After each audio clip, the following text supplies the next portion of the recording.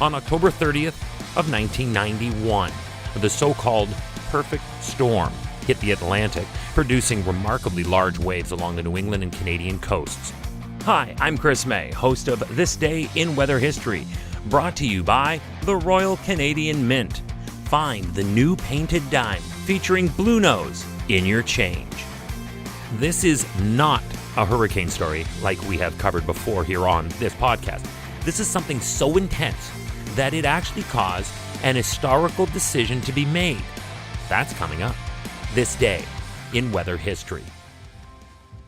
Long before the June 30th, 2000 release of the big-budget Warner Brothers movie starring the likes of George Clooney, Mark Wahlberg, John Hawkes, John C. Reilly, and Diane Lane, there was a real fishing boat called the Andrea Gale, and it really did hit the perfect storm.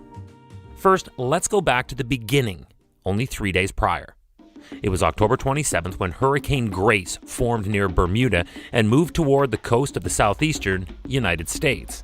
2 days later, on the 29th, Hurricane Grace was on the move due north when it ran into a rather massive low-pressure system that was diving south from Canada. These two systems merged into one monster storm, and this is where things went nuts. The clash of systems took place over the Atlantic Ocean, one being a deep low and the other being an actual named hurricane. And by the time October 30th rolled around, this day in weather history, there were ferocious open water waves rising heights of 40 feet to 80 feet. That's 12 meters to 24 meters.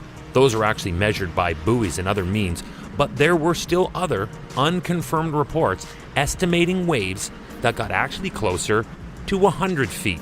That now is over 30 meters. The damage caused by these enormous waves was widespread throughout the entire region. So imagine this, extensive coastal flooding close to its epicenter along coastal Massachusetts. But similar damage was also reported as far south as Jamaica and as far north as Newfoundland, Canada. So while this storm was developing, there was a 70-foot fishing boat named the Andrea Gale in the Grand Banks of the North Atlantic on a fishing mission for swordfish.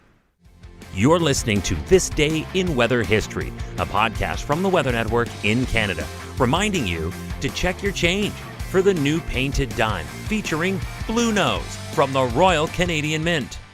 The last anyone heard from the crew of the Andrea Gale was on October 28th, but the storm was in full flight, so no rescue was attempted and radio communication was tried again and again, but to no avail.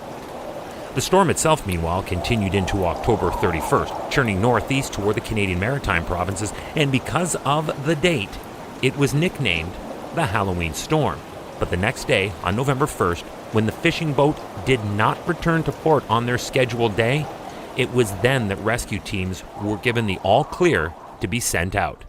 Tragically, the fishing boat Andrea Gale and its 6-member crew were lost in the storm.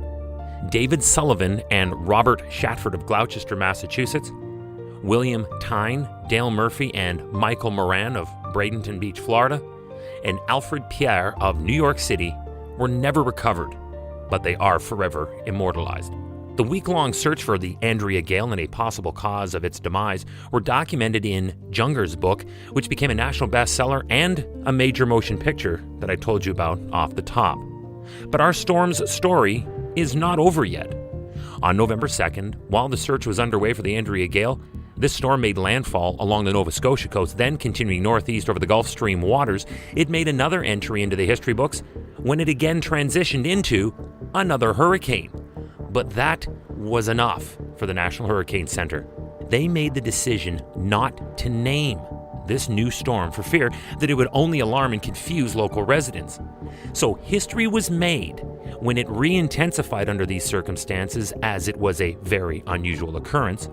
But history was also made because it was only the 8th hurricane not given an official designated name since the naming convention of hurricanes began back in 1950. The term the perfect storm is used colloquially to describe when more than one unique circumstance comes together to make something happen that is far bigger than its individual parts. The deep low with a ton of energy hitting the sweet spot of a hurricane over the perfect area of the Atlantic waters redefined forever the term the perfect storm. This day in weather history. Tomorrow is our second annual Halloween special. We have stories that go all the way back to the 19th century.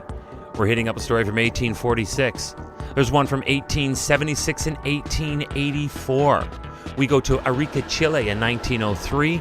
We go into the 80s for a couple of stories. Then we close off with a real Halloween haunt from the early 2000s.